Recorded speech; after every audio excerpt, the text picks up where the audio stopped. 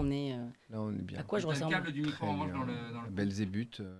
Je suis Pénélope Boeuf, fondatrice de l'agence La Toile, cette agence de communication qui regarde les marques droit dans les yeux et qui fait passer votre entreprise de statut d'entreprise à marque. Et dans On tisse la toile, le podcast qui révèle la face cachée des invités que vous écoutez sur une plateforme d'écoute ou que vous regardez sur YouTube, j'ai l'immense plaisir de recevoir Sacha Goldberger, mais qui n'est pas berger. Sacha est photographe et pas n'importe lequel, puisque Sacha, il est passé de directeur artistique, voire même directeur de création, hein, j'ai envie de dire, on verra ça plus tard, enfin bon, restons à directeur artistique, en agence de pub, à photographe. C'est-à-dire, quelque part, de capitaliste à artiste, finalement. Il va nous en dire plus. Sacha, il expose partout dans le monde. LA, London, New Delhi, Paris, mais aussi dans les rues de Nice. Bref, si vous ne connaissez pas Sacha, c'est le moment de combler vos lacunes. Sacha, bonjour. Bonjour. Tu vas bien? Pas mal, ça va beaucoup mieux là maintenant que j'entends parler de moi. T'aimes bien? Beaucoup mieux. T'aimes bien qu'on parle de toi ou pas? J'ai pas l'habitude. Bah non, parce que toi, t'es dans l'ombre, quelque part. Normalement, on parle des gens dont je m'occupe. Et oui, et pourquoi est-ce que t'aimes pas être dans cette lumière? Tu préfères être dans l'ombre? Ah non, j'aime bien. Non, j'aime bien. Je pense que ça fait partie de mon boulot, mais c'est vrai que je préfère photographier ou trouver des idées, des concepts que d'être photographié. Et ça te dérange pas d'être photographié du coup? T'aimes bien? Non, c'est pas mon truc. Je pense que si on pouvait éviter de... Ah oui? Oui, non, c'est pas... Il y a mieux. Donc on peut pas trouver de portrait de toi fait par toi. D'ailleurs, je me suis toujours posé la question, comment font ces photographes, à part mettre, 10 secondes, 9 secondes, 8 secondes, hop, je me mets en face. Ils font ça comme ça? Non. En fait, on fait la lumière, on prépare tout, et puis après, je demande à des gens qui travaillent avec moi d'appuyer. Mais d'appuyer... Ou à des photographes, parfois, ça m'arrive de demander à des amis photographes de finir les réglages. Ouais, exactement. Et tu leur fais confiance? Non. Je fais confiance en personne, mais après, il y a un truc qui s'appelle Photoshop qui permet de remettre des cheveux à des gens qui n'en ont pas, ou de retirer une dizaine ou une vingtaine d'années selon les envies. Ces interviews, Sacha, commence toujours par un « tu préfères ». D'accord. Donc, est-ce que tu connais le jeu du « tu préfères » ? Non, mais j'imagine. C'est tu préfères ou tu préfères il faut que tu choisisses. Je préfère.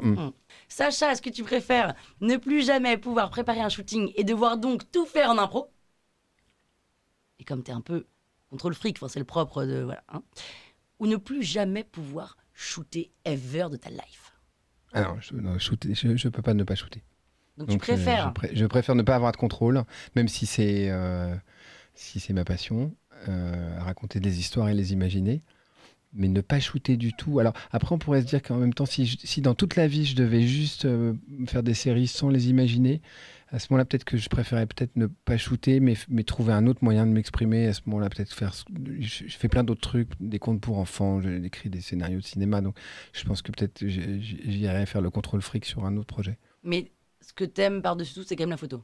Ce que j'aime par-dessus tout, c'est de raconter des histoires. Ah, mais comme moi, c'est génial. On raconte des histoires, mais pas de la même façon. Exactement. Il y a plein de... J'ai commencé à travailler avec un mec qui était génial, qui s'appelait Philippe Michel, qui était le patron de CLM-BBDO. J'étais créatif à l'époque, et en fait, il nous expliquait assez intelligemment que les idées n'avaient pas de support et qu'on pouvait avoir des idées dans plein de choses. Et à l'époque, je voyais que en 4x3, en presse et en film. Et puis avec l'âge, j'ai compris et heureusement, on pouvait s'exprimer et raconter des choses, que ce soit pour soi ou pour des marques, sur plein d'autres supports. Et donc voilà, je pense qu'il y a plein de façons de raconter des histoires autres que la photographie. Après, j'avoue que prendre un appareil et me balader dans la rue pour choper des trucs, ça me fait chier. C'est pas douaneau, quoi. Non, mais ça m'emmerde. C'est pas que je suis ou je suis pas. Je pense que c'est une façon de voir les choses et de les prendre. Et moi j'aime bien... à chaque fois que je vois et que je me balade avec un appareil, je me dis, il est bien, mais ce serait pas mal qu'il monte un tout petit peu. Peut-être qu'il enlève un tout petit peu, il baisse son pantalon un peu plus et les cheveux un peu plus à droite. Et donc, à la fin, évidemment, je fais pas la photo. Mais, et donc, la spontanéité? Non, il n'y a pas un truc. Alors, il y a toujours... Non. Ouais. Je crois que quand on fait un projet, d'abord, on imagine, on cherche les décors, il y a tout un process. Et après, la spontanéité, elle arrive dans le cadre. Et c'est là où c'est intéressant. C'est-à-dire que chacun de mon équipe va ramener quelque chose. Ça peut être la coupe de cheveux, les tenues, etc. Et après, le comédien, il y a quand même entre 20 et 30% quand même de spontanéité et d'improvisation qui en général, quand je travaille avec des gens, je leur demande d'abord de me proposer des choses. Donc, que je n'ai pas pas imaginé. Et puis ensuite, si je vois que ça fonctionne pas, souvent ça amène quelque chose de beaucoup mieux que auquel je pensais. Et si c'est pas le cas, je finis par les diriger un peu et en les ramenant un peu à droite, à gauche, en disant écoute, fais un peu. Mais en général, je laisse à chacun, que ce soit les comédiens comme aux gens de mon équipe, la possibilité de m'apporter leur vision et de me surprendre. Quoi. Ouais. Et donc, tu as commencé DA en agence de pub ? C'est ça. En fait, j'ai commencé comme créatif chez CLM BBDO. Et mon boulot, c'était de passer 10 ou 12 heures par jour à trouver des idées. Et donc, tu étais maqué avec un concepteur-rédacteur ? Ouais. On était deux. Et j'ai appris c'était une bonne école parce qu'on apprend en fait le ping-pong, et à écouter l'autre et à respecter ce qu'il a à dire et puis à enrichir parfois ou à dire des conneries qui permettent à l'autre de trouver. Ouais, c'est bien. En fait, c'est pas vraiment parce qu'on a déjà reparlé du brainstorming, c'est une forme de brainstorming, mais c'est surtout un échange. Et puis au bout d'un moment, quand on travaille avec quelqu'un, on a l'habitude et ça crée. Et ça crée des choses qu'on n'aurait pas imaginées. On peut aller beaucoup plus loin. Voilà, c'est un exercice. Je pense que la créativité et le cerveau sont un muscle et il faut les faire bosser, quoi. Et tu le choisis initialement, ton concepteur-rédacteur, ou on te l'impose ? Alors moi, quand j'ai commencé, je suis arrivé avec quelqu'un que j'avais choisi. D'accord. Et vous nous prenez à deux ou pas, quoi ? Ouais, mais ce qui ne se faisait pas parce qu'au départ, normalement, j'aurais dû commencer comme assistant. Okay. Et puis on est arrivé en team d'assistants. Donc j'avais un rédacteur assistant et moi j'étais assistant. Et donc j'étais l'assistant d'un directeur artistique et en parallèle, tous les deux, on faisait aussi des campagnes, ce qui fait que je pense que ça m'a permis de gagner 2 ou 3 ans sur ma vie pro. Et c'était génial puisque en même temps, j'apprenais à faire des maquettes et en même temps, on avait le droit de trouver des idées sur des petits sujets. Mais bon, ça nous a permis de gagner des prix assez vite. Au Lions ? Non, j'ai jamais postulé au Lyon. Non, mais on a eu des prix. Il y a des trucs, stratégie, le Club des AD, dans la créa, il y a toutes sortes de prix que les gens s'auto-décernent. Et comment est-ce que ça se passe ? C'est-à-dire que tu as enfin, je dis ça, je sais, mais c'est bien que tu racontes. En gros, tu as une marque qui arrive avec un brief. Et là, est-ce que c'est le concepteur-rédacteur qui démarre ? Est-ce que c'est toi qui démarre ? Comment est-ce que parce qu'en fait, souvent on dit que le concepteur-rédacteur, c'est l'idée et qui se nourrit du DA pour avoir le visuel. Comment ça s'imbrique les deux ? Donc là, on est sur la pub, hein, d'accord. Tout à fait. D'accord.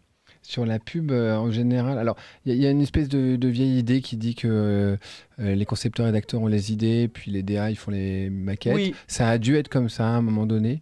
En tout cas, moi, quand j'ai commencé à travailler, non. C'est-à-dire qu'on avait... le concepteur-rédacteur ne gère pas Photoshop. Non, mais le concepteur-rédacteur, moi j'ai travaillé avec des concepteurs-rédacteurs qui étaient très bons graphistes et qui avaient des idées visuelles. Après, c'est moi qui les réalisais, mais et au même titre que moi, ça m'est arrivé de nombreuses reprises, soit de trouver l'idée, soit de trouver les mots, soit de l'un ou l'autre, soit les deux, soit pas du tout, ou d'amener l'idée visuelle. Je ne crois pas que les choix soient aussi répartis. Après, quand il s'agit de faire des trucs, des détails, c'est-à-dire gérer le photographe quand on est DA, ou à faire les body copies et les textes, c'est vrai que... Et puis il y a un truc aussi dans une équipe, c'est souvent comme ça, c'est que le rédacteur a quand même le dernier mot sur les mots et le DA a le dernier mot sur tout ce qui est visuel et mise en page. Mais après, c'est un travail d'équipe et moi, ça nous est déjà arrivé d'inverser les rôles, c'est-à-dire que moi, je ne faisais que les mots et là où c'était assez drôle, c'est que j'ai eu certains rédacteurs qui étaient bons avec Photoshop et qui... alors, ils ne retouchaient pas des images, d'ailleurs, c'était pas notre boulot, mais ils faisaient des maquettes.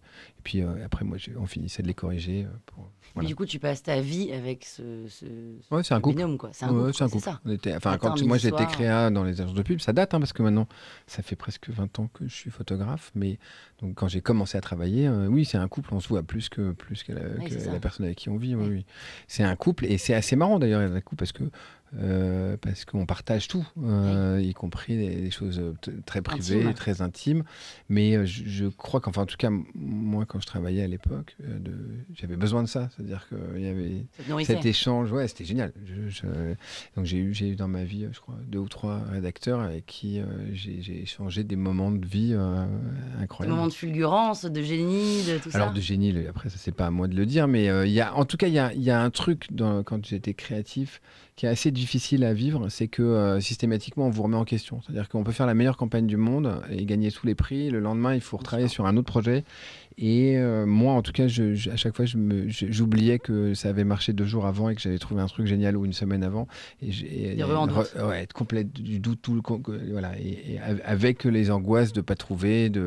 Et puis en plus, comme j'étais dans une agence où tout le monde était en compétition, il fallait faire mieux que les. C'est-à-dire que tu as plein de couples de DA et CR qui bossent et c'est à celui qui aura la meilleure campagne. Quoi. Alors à l'époque, on n'était pas mis en compétition les uns contre les autres, mais l'idée c'était que selon les budgets, il fallait avoir le plus de prix et donc donner la meilleure campagne. Et donc donner notre meilleure campagne par rapport à notre projet, parce que les projets étaient. Mais il fallait être meilleur que les autres, avoir plus de lions, plus de prix au club. Tu arrivais à être pote avec les autres du coup, quand même. Non, mais j'ai eu des années de dingue en agence. On n'était pas payés, on passait nos week-ends et nos soirées là-bas.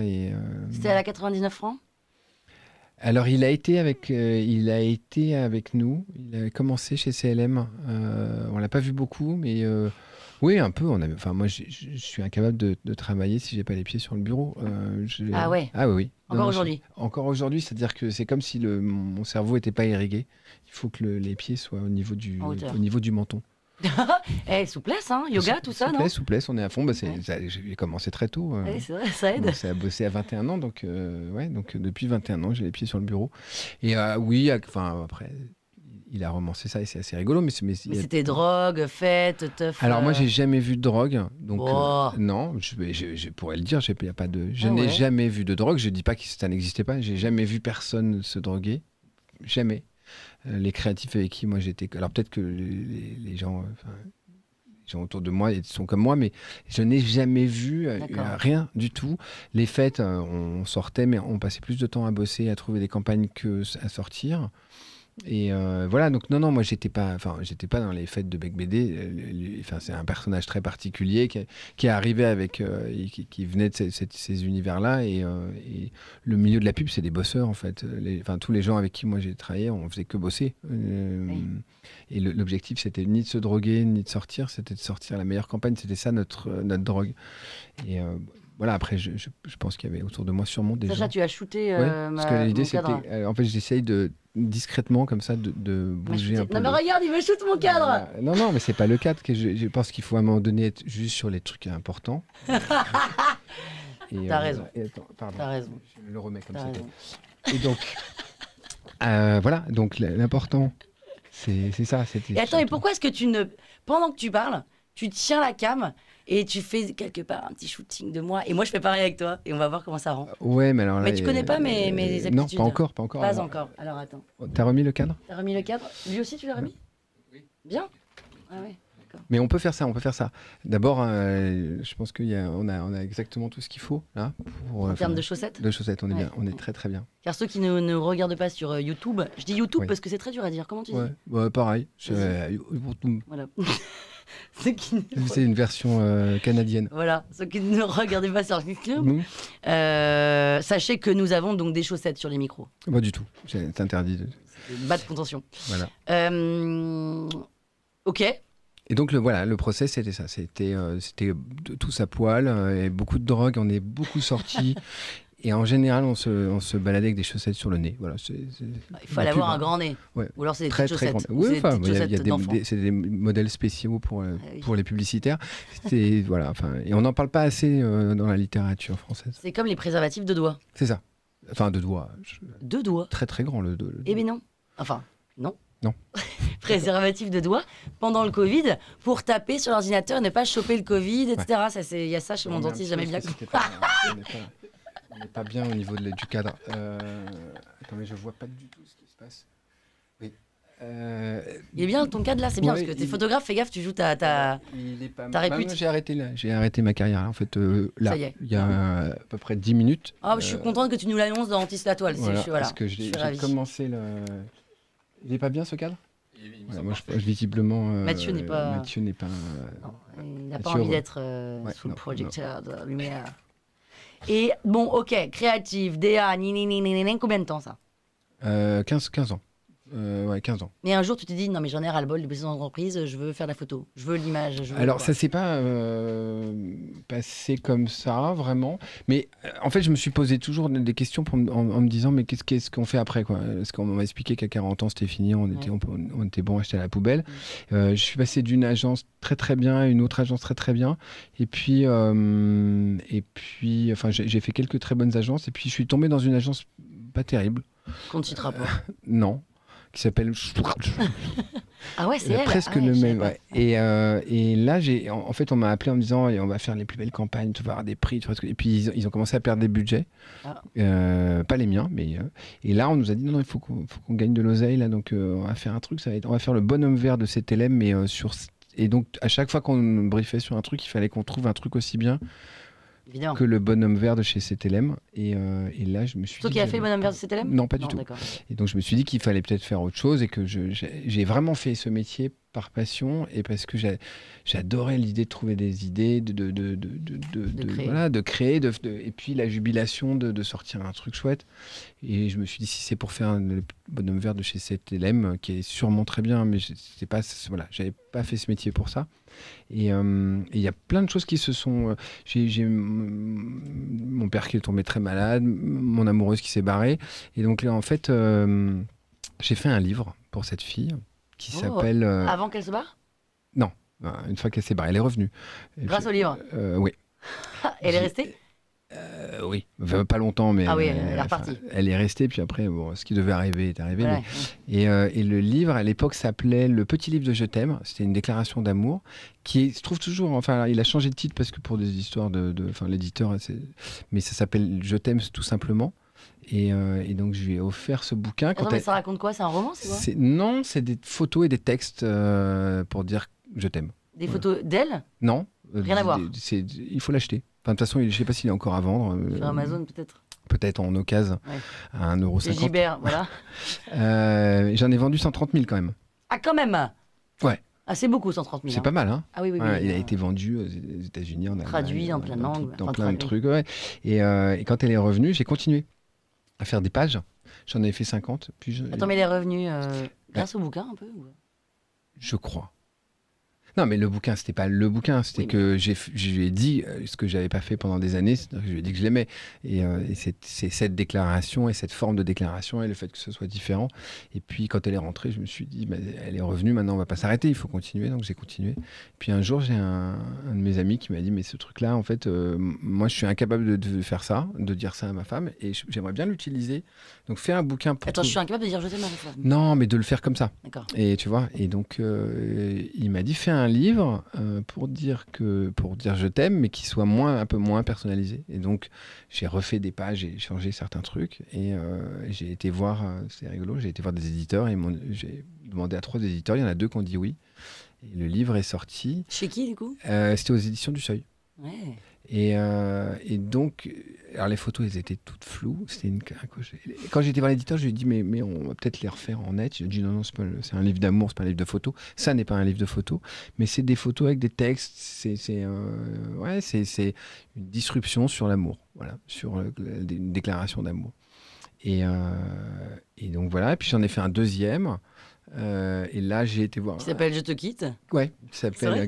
Alors, il s'appelle pas Je te quitte, mais c'est ça l'idée. C'est Dégage connasse, ou connard d'ailleurs, parce qu'il y avait une version masculine et féminine, et qui était très rigolo à faire, qui a pas marché du tout. Je sais pas pourquoi. Même édition. Même édition. Mais le livre est chouette, très, très chouette. Ça s'appelle Bye Bye Mon Amour. Et très marrant, très, très marrant. Et en fait, on s'est aperçu d'ailleurs en faisant ce livre qu'on ne peut pas tout dire pour dire salut à quelqu'un. C'est-à-dire qu'il faut quand même rester un peu léger et drôle, parce que sinon ça peut être très vite... Et donc voilà, et j'en ai fait un troisième. Alors là, je shootais en argentique. Donc j'ai commencé à shooter avec à l'époque c'était un Rolleiflex en moyen format. Et puis j'en ai fait un troisième qui s'appelait, quelques années après, j'ai une maison d'édition qui m'a dit tiens, j'aimerais bien faire un livre avec vous. Et ça s'appelle Made in Love, qui était un livre sur la naissance, vu par un mec qui n'a jamais fait d'enfant. Enfin, à l'époque, il n'avait jamais fait d'enfant. Ah oui, d'accord. Mais le livre était assez marrant. Donc voilà. Et donc, c'est des photos de quoi, d'enfants ? Ah non, non, il y avait plein c'est pareil, il y avait un constat d'accident entre un spermatozoïde et une ovule. D'accord. Enfin, c'était un truc sur la naissance, enfin, La naissance au sens large. large du terme. Voilà. Et le livre est assez, il y avait des bébés et puis il y avait, enfin, assez poétique. T'en as vendu combien? 4, je crois. C'est pas mal. Non, je n'ai pas les chiffres, mais c'est pas énorme. fou. Ma mère en a acheté beaucoup, parce qu'elle est grosse. Tout ce que je fais sur les premiers, elle a acheté 128 000 livres, je crois. Et les 2000 livres en plus, c'est ma grand-mère. Je crois que j'en ai peut-être vendu un à quelqu'un que je connaissais pas. Et toi, t'en pas. as combien chez toi? Je les ai tous, ils sont encore là. Parce qu'on avait fait, c'est une édition de 6 000. Mais t'en as combien? D'enfants? Non. De livres? Ouais. De livres des autres? Ah non. Mais j'ai des bibliothèques partout. Non, des miens. Ouais. J'ai tous les livres qui n'ont pas été vendus. T'as récupéré le pilon, quoi. Tout. J'ai tout. J'ai tout. J'ai une maison complète. C'est vrai? Ouais. Et tu les donnes quand les gens arrivent? Non. Tu les gardes? Non, je les garde. Non, j'en ai pas. Je sais pas, je dois en avoir 2 de chaque ou un de chaque. Et donc, c'est ce qui m'a amené à la photo. Et en fait, suite à ça, j'ai été au Gobelin et j'ai refait une école. À quel âge? Alors, on ne donnera pas mon âge. Non, mais à 30 ans, à 35 ans. Aujourd'hui, j'avais 40 ans. Donc, moins. Aujourd'hui, tu as 58 ans, c'est ça? Moins. Ça va pas, non? Bah, t'es né en 1968. 68, mais madame. 68 moins 2024. Voilà, j'ai 50 ans. Enfin, j'en ai 42. D'accord. Ouais, c'est ça.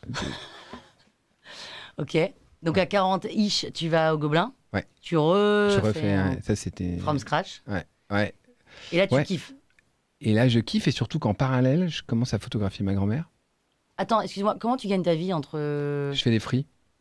En shooting? Non, je fais des free en CR, en DA. En DA, et comme je connais pas mal de monde et que ça marche, je gagne suffisamment bien ma vie pour pouvoir en même temps, en parallèle, shooter. Et puis petit à petit, très vite, en fait, on m'a proposé de faire des photos pour des campagnes de pub. Donc, voilà. Et puis moi, en parallèle, je faisais toutes sortes de tests sur ma pauvre grand-mère que j'ai photographiée pendant 15 ans. Et donc le passage, il était un peu long. Mamika, c'est ça? Mamika. Grande petite grand-mère. Grande petite grand-mère, c'est ça que ça veut dire? Alors, Mamika, quand tu rajoutes K à la fin de quelque chose, ça veut dire ma petite. En quelle langue? Hongrois. D'accord, tu es hongrois. Je suis d'origine hongroise, ouais. J'ai monsieur et madame Groix dans la baignoire ont un fils. Tu ne connais pas celle-là? Oh, putain.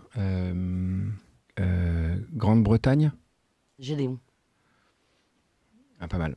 Pas mal. Ouais. C'est mal. On a beaucoup de... Est-ce qu'on pourrait ponctuer cette conversation avec des monsieur, madame? Mais tout à fait. Tu n'hésites pas quand assez tu as régulièrement. envie. Moi, j'en ai pas. Moi, j'en ai plein. Mais moi, je suis prêt à apprendre. Ouais, très bien. Je vais t'en donner plein. Très bien. Ok. Et Mamika, ça marche bien ce bouquin? Ouais. C'est un peu ça qui te fait exploser? Alors, Mamika, c'est un projet particulier parce qu'en fait... Quoi? Attends, Mathieu, Mathieu, tu disais quoi? J'ai pas compris. Parce que il m'a fait on enregistre un podcast, il essaie de bien parler dans le micro, quoi. Il fait comme ça, là. Et donc, j'arrive pas à comprendre ce que ça veut dire. Faut pas hésiter à bien parler devant le Tu micro. sais qu'à notre époque, on peut plus faire ça. C'est interdit par la loi. Hein. Ah, c'est con, parce que j'avais un truc pour en plus. Est-ce que tu manges des glaces à l'italienne encore? Ah, j'adore ça. C'est trop bon. Hein. Ouais. Mais t'en manges encore des à l'italienne? Dès que je peux. C'est-à-dire dès que je peux. Alors moi, je vais à Venise pour manger. Enfin, c'est là-bas qu'il faut aller les manger. Non, mais attends, à Venise, il n'y a pas des glaces à l'italienne. Non, moi j'aime les trucs dégueulasses, chimiques. Voilà, ouais. Mais à Venise, c'est très bien. À Venise, il y en a. Ouais, juste à côté des très bons glaciers, il y a souvent des mecs avec des trucs. Vanille ou fraise ou vanille-fraise? Vanille fraise, c'est pas mal, mais pas prendre le vanille chocolat. Non, le chocolat dégueulasse. Non, chimique. Alors que le vanille, pas du tout. Naturel. Pas du tout. Est-ce que tu... On m'a dit que c'était un truc sérieux qu'on faisait aujourd'hui. C'est très sérieux. Ok. Pourquoi tu veux que ce soit plus sérieux? Non, mais j'aimerais. Ouais, si on pouvait monter un tout petit peu. Donc aujourd'hui, Sacha Goldberger, vous êtes donc photographe, artiste, vous écrivez des livres et puis j'en passe, et des meilleurs, des scénarios, vous imaginez, vous créez, vous inventez. Mais Sacha Goldberger, j'ai une question. Où puisez-vous votre inspiration? Ah, on va se faire chier. Hein, ah bah voilà, tu vois, tu me demandes, je fais. Non, je préférais les questions d'avant, ouais. Bon, bah voilà, sur monsieur et madame. Alors, j'ai ici dans la main une sucette. Autrement dit en anglais, une. Sucette. Voilà. Et en hongrois, une. Loli sucette. Ah, si, seigneur. Est-ce que si je t'offre cette sucette, tu veux bien la sucer? Non. Pourquoi? C'est interdit par ma religion. De sucer. De sucer des sucettes, c'est impossible. Mais pourquoi? Je sais pas. Et après, l'étape 2, c'est quoi? Alento. Ah a-t-il dans cette moi je veux bien sucette sucer ça. Il y a des vers. Il y a des insectes dans cette sucette. Attends, j'y vais direct. Pardon, tu m'avais pas dit. Ah bah pardon. Ouais, excuse-moi. Moi je réserve des surprises. Et alors, il faut sucer combien de temps avant de... Ça a l'air Avant totalement de sortir l'insecte, dégueulasse. idéalement, tu sais quoi? Tu sais ce que c'est que le mieux? C'est de croquer. Oh non. Moi aussi. Il faut que tu croques. Tu veux atteindre les insectes? Croque. Ah, il le fait! Donc là, Sacha est en train de manger une sucette avec des insectes à l'intérieur. Il a croqué. Est-ce que tu peux ouvrir la bouche ou pas? Face cam. On voit les insectes un peu. Ça va.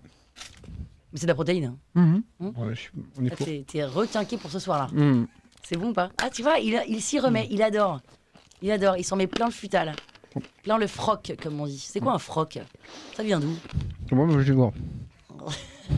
Alors, il faut savoir que les gens sont insupportés par les gens qui mangent dans ces interviews et je fais toujours manger des choses aux gens. Donc là, Sacha se retourne. Il regarde le beau décor de ce studio Voilà. pour ne pas Écoute, faire de tu bruit. fais. Voilà. Alors, c'est bon ou pas? C'est dégueulasse ou pas? Il n'y a pas de goût. Ça me rappelle quand ma grand-mère me faisait à bouffer, mais... Parce que T'as Mamika la bouffe ashkénaze, T'abuses, c'est à peu près le Mamika. goût de... Ah, parce que la bouche ashkénaze, c'est que des insectes. Non, mais c'est pas... Le gefilte fish, c'est une expérience, par exemple. Il y a quoi dedans? C'est du... Je crois que c'est beaucoup de sucre avec un poisson de vase. C'est dégueulasse. Mais il y a vraiment des gens qui mangent des poissons de vase. Bah ouais. Attends. Marie-Josette, par exemple. Ah, Marie-Josette, oui. Marie-Josette qui... Tu connais Marie-Josette? Bah, oui, qui ne connaît pas Marie-Josette? Bah, je sais pas, t'as fait un podcast avec elle? Mais évidemment. Et il y avait le gant de boxe devant le Il y micro? avait le grand box dans le micro, évidemment. T'as exposé dans le monde entier, Sacha. LA, New Delhi, London, Tokyo, Milano, Paris et les rues de Nice. C'était où là, ton meilleur endroit où t'as exposé? Ça veut dire quoi, t'as exposé? Un jour, t'as dit, non, ah, bon, ok, trêve de plaisanterie. Trêve. Trêve. Un jour, bonjour Sacha, je suis galeriste, je suis agent, comment ça se passe? Alors ça dépend des projets. La première expo que j'ai faite, c'était avec ma grand-mère. J'ai un mec qui m'a appelé, qui m'a dit il y a un concours et ça serait bien que vous fassiez ce concours.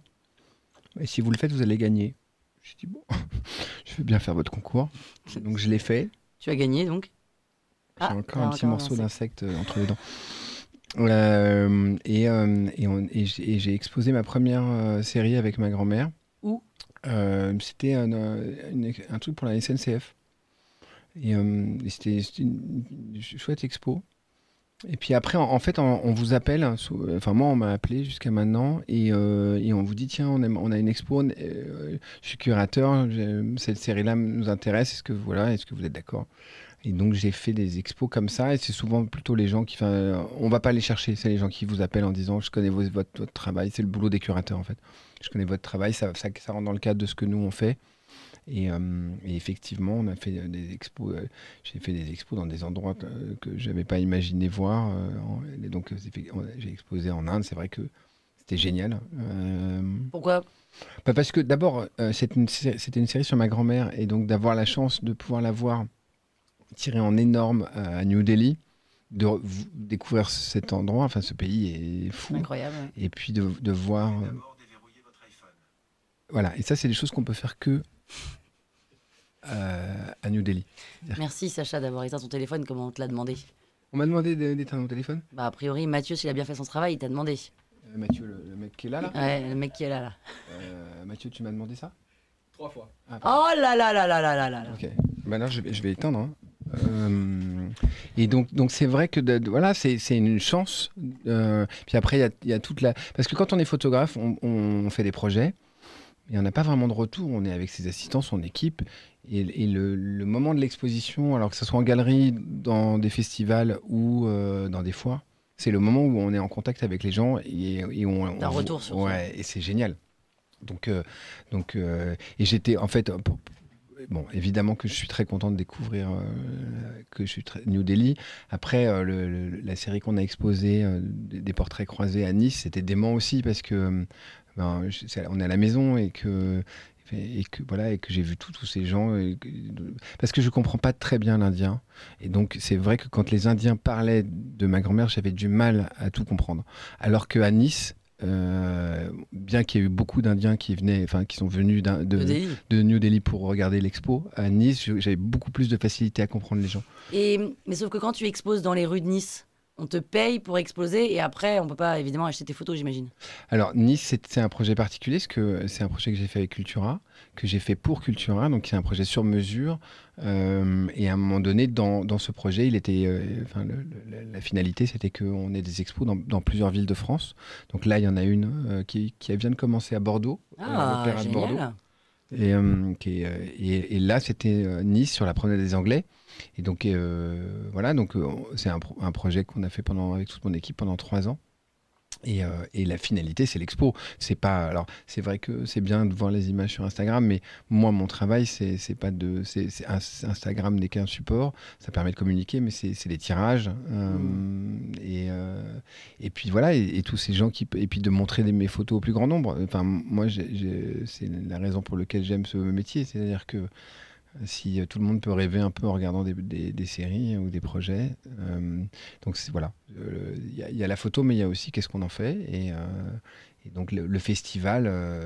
Et ça m'a permis aussi, jusqu'à maintenant, de voyager beaucoup, parce que j'ai eu de la chance. On a été exposé, quand je dis on, c'est moi et mon équipe. Combien dans ton équipe?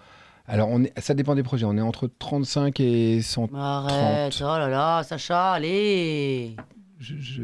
C'est pas bien 35? Alors on est 130. J'allais dire entre, mais on peut rester sur le... Non, mais on est entre 35 et 130 selon les projets, parce que... Mais pour de vrai? Ouais, parce que maquilleur, coiffeur, styliste, c'est comme un film, oui, en ok, fait. ok. Décorateur. Et donc si on prend tous les postes... Donc un projet avec toi, ça coûte combien? Ça dépend des projets. Alors Oui. si demain tu veux venir avec ta famille faire un portrait... Tu fais ça? Ouais, j'ai fait ça, ouais. c'est dément. J'ai des gens qui viennent et qui me disent on a un peu d'argent, on voudrait un portrait qu'on voudrait mettre à la maison. Combien? Et, ça coûte, alors, avec les décors, etc., on est autour de 15 000 balles. Bah arrête. Là, c'est pas moi que tu payes, en fait. Tu payes le coiffeur, le maquilleur, la location, le tirage, parce qu'il y a une image à la fin, enfin, il y a une image encadrée. 15 000 euros. Non. Que 15 000 euros. Pas 15 000 euros. Et que 15 000 euros, et ça pourrait coûter beaucoup plus cher si... ça dépend du décor, en fait. Si tout d'un coup, la famille veut un viens château... chez moi, s'il te plaît, photographier ma famille. Alors, viens chez moi, s'il te plaît, juste moi avec mon iPhone. Non. Je peux le faire à l'œil. Si je dois ramener 2 assistants de la lumière et qu'il y a du costume, de la location, on fait une prépa, il y a du maquillage, de la coiffure, ça coûte ça. Et en fait, ce que tu vas payer, c'est de la prépa, c'est une journée de shooting, et c'est tous ces gens qui viennent travailler chez toi, que tu vas déplacer. Et puis voilà, c'est ça. Là, dans les 15 000 balles, il y a aussi effectivement après le suivi, les retouches, le tirage, l'encadrement, le machin. Ah ouais, bon, j'ai pas encore les moyens de me payer Sacha Goldberger, quoi. Et son équipe. Alors moi, je peux venir vraiment... Et là, tu peux venir, mais tu photographies à l'iPhone? Non. Non. Je shoot au moyen format avec des gros appareils, beaucoup de lumière. En fait, on a un savoir-faire, et les gens avec qui je travaille sont, à mon avis, les meilleurs de leur profession. C'est-à-dire que voilà, ma maquilleuse, c'est Alice Gandry, c'est une fille qui travaille avec Sarah Moon. Enfin, elle est pas seulement maquilleuse, elle est peintre. Et comme ça, Thierry Fortin, il fait que du costume, il peut te dire exactement à quelle époque, qu'est-ce qu'il faut mettre. Et tout le monde dans l'équipe, ils sont tous spécialisés. Et je pense que si demain tu veux faire une photo avec Sacha Goldberger, avec le studio Goldberger, tu vas faire ça avec une équipe. Et ça sera une expérience dont tu vas te souvenir pendant très longtemps. Voilà. Après, je peux peux faire une photo de toi là avec mon téléphone et Non, te faire merci. un truc avec de l'IA, mais Tu gères un peu l'IA? non, ça m'intéresse pas. Enfin, Tu n'y as pas touché? Si, j'ai essayé de voir parce que je suis curieux et que. Mais non, quoi. Alors, si, c'est très bien pour faire des trucs rigolos avec sa famille, mais après, pour travailler, moi, j'ai envie d'avoir un échange avec les gens. Enfin, par expérience, je sais que si demain je fais une photo de toi et que j'arrive avec un appareil et que je te prends en 3 minutes, la photo sera pas terrible. Si on prend le temps et que je pose mon appareil, et que on parle et que on commence à faire une photo, puis deux, et que il y a un moment donné où tu vas donner des choses, enfin, où tu vas te laisser aller, faire des choses que tu ferais jamais comme ça dans un clic-clac. Donc, voilà, il y a tout un truc d'expérience.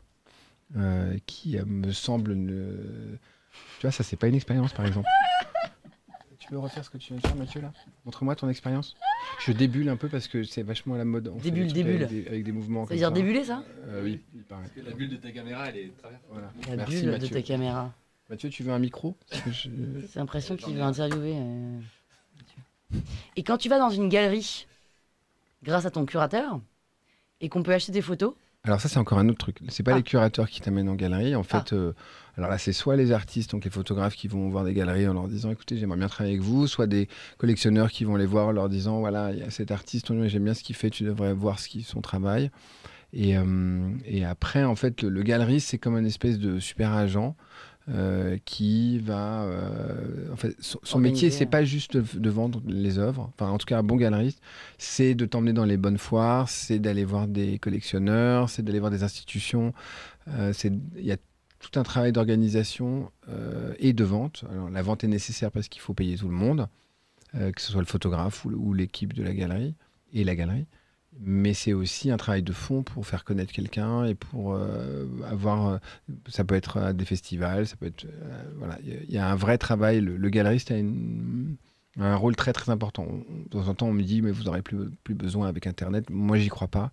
Je pense qu'à un certain niveau, on se doit de travailler avec un galeriste. et t'es comment sur Internet? T'es Alors, pas ouf, hein? moi, je suis une...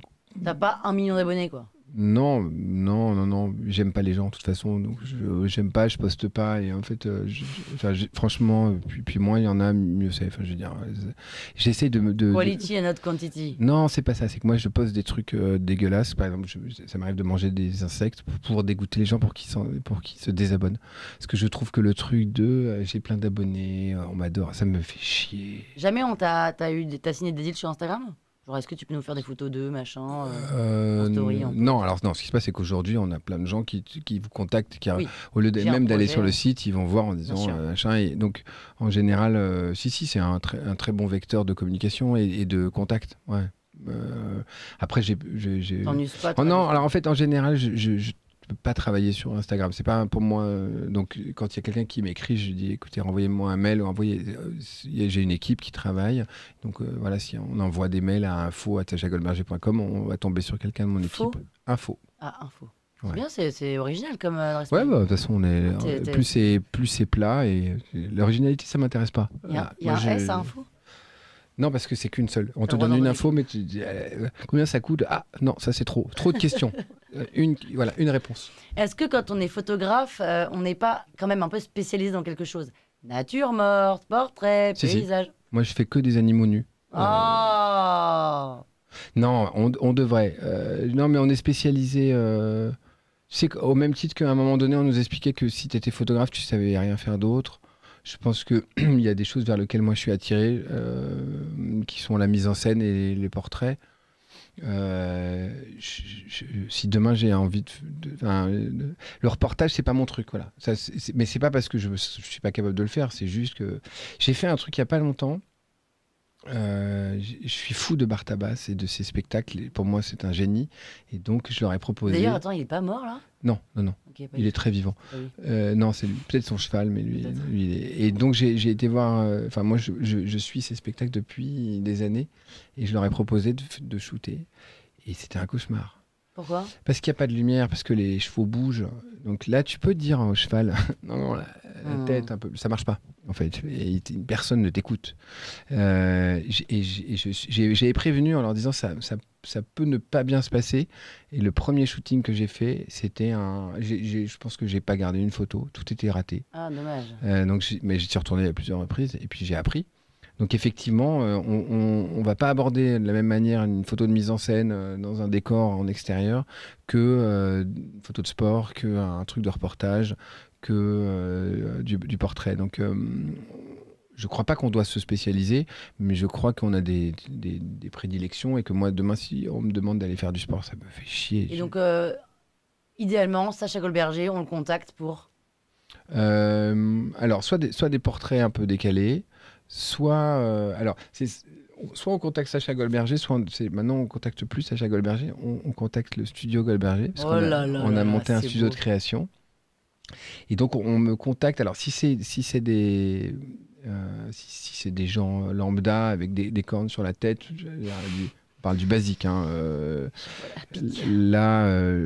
c'est portrait, tu vois, portrait de famille. C'est toi qui shootes ?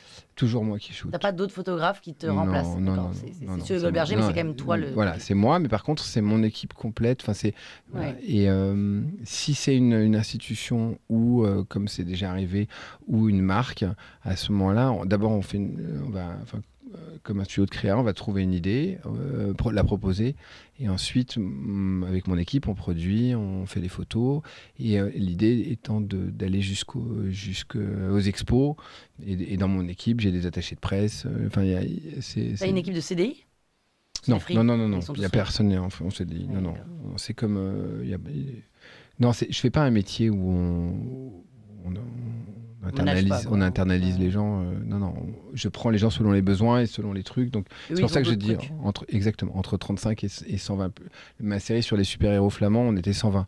Mais parce que beaucoup de photos, beaucoup de monde. Et c'est toi qui pilotes ces 120 personnes ? Oui. Donc t'es pas que photographe en fait, t'es chef d'entreprise aujourd'hui. C'est le bout. Enfin, dans ma catégorie de photos, c'est le bout. Oui, c'est un. Ça fait kiffer ça. C'est dur, hein. Ouais. C'est-à-dire que tous les matins, tu te réveilles, on te raconte que ça va pas. Oui, c'est comme un chef d'entreprise. Ah oui. Ah ouais, mais lui, il peut pas venir, le machin, il a les cheveux trop longs, les cheveux trop courts, il a fait pipi de travers. Il y a toujours un truc, mais ça fait partie du job. Et en même temps, moi, je fais ce métier par passion. Et en fait, tu te réveilles le matin, on te dit rien va marcher. Il y a une très belle série télé qui s'appelle The Offer, qui raconte la production du parrain, génial. Et ça raconte ça, c'est-à-dire que le mec se lève tous les matins, le producteur, et on lui dit tu vas pas pouvoir avoir Al Pacino, et il dit si, on va l'avoir. Et moi c'est pareil. Donc effectivement, dans mon boulot, il y a appuyer sur le bouton, mais il y a trouver les idées avec mes équipes. Je travaille souvent avec les mêmes depuis presque 20 ans. Et puis derrière les produire. Donc, on fait tout ça en famille. Quand je dis en famille, c'est que les gens avec qui je travaille, on est toujours ensemble. Voilà, c'est une espèce de. Donc, c'est ma compagne qui fait la production c'est vraiment un truc de famille. Voilà. Ce qui fait que quand je shoot, il y a toujours une très bonne ambiance. Ça fait partie du truc, c'est qu'il faut qu'on se marre. Je fais pas ce métier-là pour m'emmerder. Ouais. À t'entendre, Sacha Goldberger, on a l'impression qu'être photographe et gagner sa vie, ça a l'air facile. Non pas que tu donnes l'impression d'eux, mais en fait, comme tu gagnes ta vie, tu as un studio, on se dit, en fait, il a fait les Gobelins et puis hop. Non, le truc, c'est que j'ai été élevé par une grand-mère qui m'a dit qu'à partir du moment où tu bossais, les choses marchaient. Et donc, tout ce que je fais depuis que je travaille, je le fais avec passion et en y croyant. Donc, c'est vrai que quand tu mets 150 000 € dans une série, sans savoir si tu vas la vendre, ça a intérêt à marcher en fait. C'est dur de vendre une série après l'avoir faite, non ? Avant, alors ça m'arrive de les vendre avant qu'elles existent, mais c'est pas facile. Il faut que les collectionneurs ils aient sacrément confiance en toi. Ça m'est arrivé de leur dire voilà. Mais pas pour une marque, pour des particuliers. Non, là je te parle de séries perso qui sont vendues en galerie dans les expos. Donc là, si tu vas voir sur mon site internet, la série sur les extraterrestres, celle qui est exposée en Autriche en ce moment à Baden, ça m'a coûté 150 000 balles. On a shooté en extérieur, en studio, on a fait venir, on était près de 35, des comédiens de France, des costumes. Le thème était rigolo, c'est Roswell qui attaque la Terre dans les années 50 avec des ustensiles de cuisine. Et t'en as vendu là ? Oui. Non, j'en ai vendu et j'en vends. De toute façon, il faut à un moment donné se rembourser sur tout ce qu'on a dépensé. Donc, ça fait partie. Et donc, tu mets un nombre limité de tirages ? Ouais. Mais en vrai, là, j'ai jamais bien compris parce que Bah, pour l'acheteur, c'est génial parce qu'il n'y en a que 2 qui existent dans le monde, mais en vrai, toi, tu pourrais en faire 50. Ouais, sauf que si tu fais ça, plus, perd sa plus valeur. personne ne va jamais t'acheter. C'est ça, tu viens Yellow Corner, quoi. Alors, je pourrais faire ça, mais si tu as envie de faire ça, en fait, moi, si je te vends une photo et que je te dis c'est une série en 10 exemplaires, tu vas l'acheter à un certain prix. Parce que maintenant, si demain je fais une série, alors on n'a pas le droit en France à plus de 30 exemplaires. Si ça dépasse 30 exemplaires, c'est plus de l'art. Mais disons que je te dis c'est 30, je ne peux pas te vendre le même prix une œuvre qui est à 30 ou à 10 ou à 2. Bah, tu peux pas. Enfin, tu peux me la vendre très très cher à 10. Je peux faire ce que je veux, Oui, voilà. mais c'est pas ça n'a logique. pas la même valeur. Donc il y a des gens qui ont envie d'avoir une œuvre et que personne d'autre ne l'est, et qui donc vont te dire non, la série est trop grande, et puis d'autres voilà. Ma grand-mère, par exemple, c'est des grosses séries parce que je les vends pas très cher et je l'estime que j'ai envie que ma grand-mère soit vue qu'il y en ait de partout. Enfin, le plus possible. Après, si on va là, je viens de finir une série qui s'appelle. Le thème, c'est si Hitchcock avait été féministe, où j'ai refait tous les décors des films d'Hitchcock en inversant les personnages pour questionner sur le féminisme et l'égalité entre les hommes et les femmes. Et là, c'est beaucoup plus petites éditions. Donc voilà, ça dépend vraiment des œuvres. À quel point t'es connu, Sacha Goldberger? Alors, ma gardienne me connaît très bien. Le seul problème, c'est que j'ai plus de gardienne parce que j'habite dans une maison. Voilà, donc je suis extrêmement connu dans ma maison. Très bien. Et JR? Canon. On adore. Ouais, le mec. Tu le connais? Je l'ai croisé, mais je le connais pas. Non, je peux pas te dire ça. Je l'ai croisé. Et, ce qu'il fait, c'est dément et il travaille bien. Et chaque projet qu'il fait, ils sont canons. Et je trouve que c'est une belle représentation de la France dans le monde. Donc c'est un bon exemple. Je pense que c'est et puis il a réussi à faire son projet en sortant un tout petit peu des codes classiques de la photographie et de l'art contemporain. Et pourtant, il est là et tout ce qu'il fait, c'est bien. Il est créatif. J'aime. Enfin, je l'envie. Ah, tu l'envies? Ouais, parce que je l'envie. Je trouve que il sait très très bien ce qu'il fait. Est-ce que tu suces les têtes des crevettes? Non, je les mange. Je les suce pas, je les bouffe. Je les croque. La queue aussi? Alors, ça dépend de la taille de la crevette. Les très très grosses? Non, les roses, pas les Madagascar. Non, les toutes. Ah non, les Madagascar, non, ni l'un ni l'autre. Tu suces pas? Non, je prends le milieu. D'accord. Ouais. Tu ne suces pas la tête, donc. Non, tu laisses comme ça la tête toute ouais, seule, non, je laisse. pleine de son cerveau. Non, alors j'ai acheté des chiens pour ça. En fait, à un moment donné, ma femme me disait il faut que tu. Je dis non, je peux pas. Et donc on a acheté des chiens spéciaux qui mangent. Et donc ils mangent les têtes. Et c'est quoi comme race de chien? Les bergers australiens. D'accord. Parce qu'en Australie, on suce beaucoup de têtes. Tout à fait. Tu m'as pas vraiment répondu à cette histoire de je veux être photographe, mais en fait, j'imaginons que j'ai envie d'être photographe et j'aimerais réussir ma vie, en faire ma vie.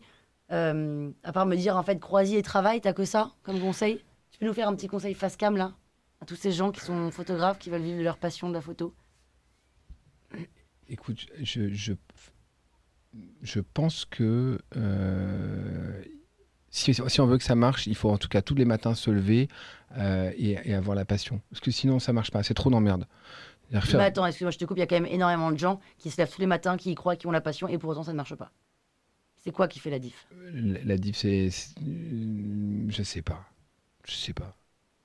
Je sais pas. J'en sais rien. La chance, le talent, l'alignement des planètes. La chance, j'y crois pas. Le talent, je pense que. 2%. Non, mais c'est évidemment quelqu'un qui a un peu plus de talent que les autres et qui va trouver.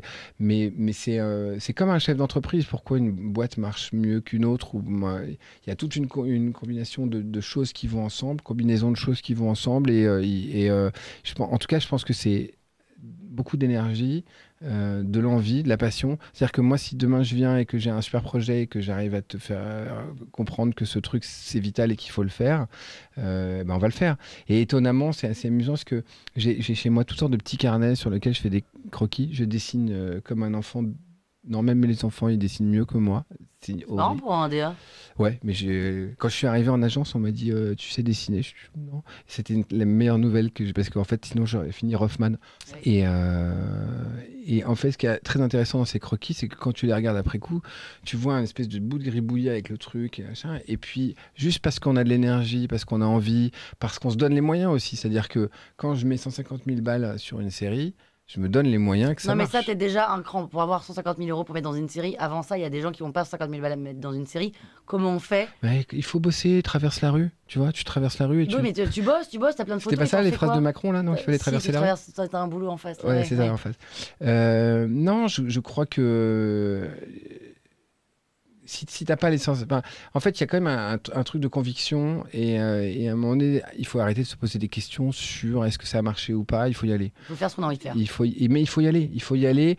Moi, je suis pas mal une psy qui s'appelle Fanny Nussbaum et qui a écrit pas mal de bouquins sur tous ces gens qui réussissent. Elle a fait des interviews. Et en fait, j'ai rencontré tous ces gens, j'ai écouté parce que je faisais partie du livre. Et en fait, on a tous un point commun, c'est qu'à un moment donné, on fonce avant même d'être sûr que ça va marcher. Et je pense que c'est nécessaire. C'est-à-dire que les gens qui se posent des questions tout le temps en se disant est-ce que ça va bien, ils font pas. Donc si tu veux que ça marche, il faut partir sur une idée et puis il faut y aller à fond. Et les idées évoluent au fur et à mesure qu'on avance. Et je pense qu'il y a ça, et puis un pouvoir de conviction. Et puis il faut avoir la foi parce que c'est dur. C'est un métier très dur. Tous les matins, tu te demandes si on va t'appeler pour demander un projet ou t'en es pas là? Non. Si je faisais ça. Mais dans le sens où tu as envie d'avoir encore plus de projets, même. Ah non, mais j'aimerais bien, j'adore, mais non, mais moi je fais la problématique de mon studio, c'est que c'est des très gros projets et donc des très gros projets, on en a, oui, puis on en a pas tant que ça, c'est-à-dire que des gens qui tout d'un coup vont décider de faire des portraits de célébrités pendant 3 ans. Enfin Oui. voilà, donc j'ai beaucoup de projets et je refuse beaucoup de trucs très régulièrement. Mais en fait, je veux faire les choses bien. Voilà. Donc, je suis pas pressé. J'ai déjà trop de travail. Mais Oh, le luxe. ouais. Mais j'ai de la chance qu'on m'appelle régulièrement en me disant j'ai ça et je me dis putain, ça c'est cool. Et évidemment, après, moi, je travaille avec mon équipe et on propose des choses et on propose des solutions. Mais ouais, de toute façon, c'est des métiers où il y a des moments où on a beaucoup de boulot, des moments un peu moins. Et si on commence à s'inquiéter dès qu'on a quelques jours où il n'y a rien, ça ne marche pas en fait. Et puis c'est des projets de longue haleine que je fais. Donc voilà. Qu'est-ce qui te rend heureux? Qu'est-ce qui te rend le plus heureux? Je crois que c'est de raconter des histoires. Si on sort du cadre de la famille, parce que je peux vous raconter comment mon fils de 3 ans fait des œufs à poil avec des bottes de cheval, alors que ça te rend heureux. Voilà, et ça, évidemment, ça vaut toutes les campagnes du monde, mais dans le travail, je crois que c'est effectivement de voir des projets aboutir. J'ai fait un truc qui était... on est venu me voir en me disant rue François 1er, il y a un projet qui s'appelle Renaissance, c'est pour le groupe Ardian. C'était Terre Rouge qui était venu me voir pour ça. Et il faut imaginer quelque chose. On est en compète contre plein d'agences. C'est une bâche, elle fait 10 mètres de haut par 30 mètres ou 50 mètres de long. Qu'est-ce que tu trouverais comme idée? Et donc, on a réfléchi et on a proposé de prendre les ouvriers en photo, les ouvriers du chantier, de les habiller en tenue Renaissance et de fabriquer tous les outils avec lesquels ils bossent. Donc on a fait une fausse bétonneuse Renaissance, on a fait un marteau-piqueur Renaissance, et on a shooté 6 personnes du chantier. Les mecs n'avaient jamais fait ça de leur vie, et ils ont été exposés pendant 1 an et demi. Et ce truc était génial. Et un jour, je me suis arrêté devant, et j'ai commencé à faire des photos pour montrer aux gens ce que j'avais fait. Et à côté de moi, il y a un mec qui était là, qui était un des ouvriers, qui faisait pas partie des 6. Et il regarde, il me dit... C'est vous qui avez fait ça? Je lui dis oui. Et le mec me dit merci. Écoutez, moi je travaille là. Et en fait, de nous mettre en avant et de nous mettre en valeur, c'est le plus beau cadeau que vous ayez pu nous faire. Merci. Et grâce à ce projet, j'ai eu, moi et tous les gens avec qui on a travaillé, quand je dis moi, c'est vraiment la partie visible de l'iceberg. On a eu le prix du ministère de la Culture d'un immeuble, une œuvre. Mais quel cadeau! quel cadeau de pouvoir réfléchir à ça, l'imaginer, le faire. Et puis quand on voit des bâches de 10 mètres de haut avec... j'ai un des mecs qui est venu. Et alors il venait jamais me parler à moi, en fait. Donc j'ai mon équipe. Alors en plus, qui me dit, là, il y a un monsieur là qui est là, en fait, il veut pas mettre de collant. Le type, super mec, mais il vient direct d'Algérie. Il dit, et puis après, il dit, on va pas le maquiller. Ça va être compliqué quand même, parce que le projet, c'est maquillage, coiffure, tenue, collant. Et donc, je dis à l'équipe, bah, démerdez-vous. Moi, en fait, j'en ai rien à foutre, démerdez-vous. Et puis, ils ont réussi à gagner son respect. Et puis, je pense que tous ces gens-là sont arrivés en se marrant, en se disant on va se déguiser. Puis, ils ont compris que ce n'était pas des déguisements, que c'était des vraies tenues, qu'il y avait un travail derrière, qu'il y avait une demi-heure ou 1 heure de maquillage. Voilà. Et on a fait le shooting. La photo de lui, elle est mortelle. Et à la fin du shooting, il s'est démaquillé, il est venu me voir et il m'a pris dans ses bras. Je pense que c'était un des plus jolis cadeaux qu'on ait pu me faire. C'est-à-dire que lui, qui était sans doute, voilà, dans la tradition de sa famille, on ne s'habille pas, on ne se maquille pas, on ne se met pas de collant. Il a adoré ce moment-là et voilà. Et il nous a tous dit merci de façon très chaleureuse. Sacha Goldberger, j'ai une dernière question. Ouais. Tu préfères que cet épisode ne sorte jamais, alors que moi je trouve qu'il est sympa, ou que cet épisode sorte, mais que personne jamais ne l'écoute? Je préférais qu'il ne sorte pas et que personne jamais ne l'écoute, mais en le sortant. C'est-à-dire que on peut le sortir maintenant. Par contre, j'ai une prérogative. Est-ce que Mathieu pourrait faire juste un petit mouvement là, en collant. En collant. Merci, alors là, Mathieu, il était un peu minable sur le collant. Ça s'appelle un saut de chatte, à ce niveau-là. Ouais. Voilà, merci Mathieu. Sacha. Voilà. Voilà, c'est fini. Bah c'est fini, ça fait déjà 1 heure. Ça commence pas là, il va se passer.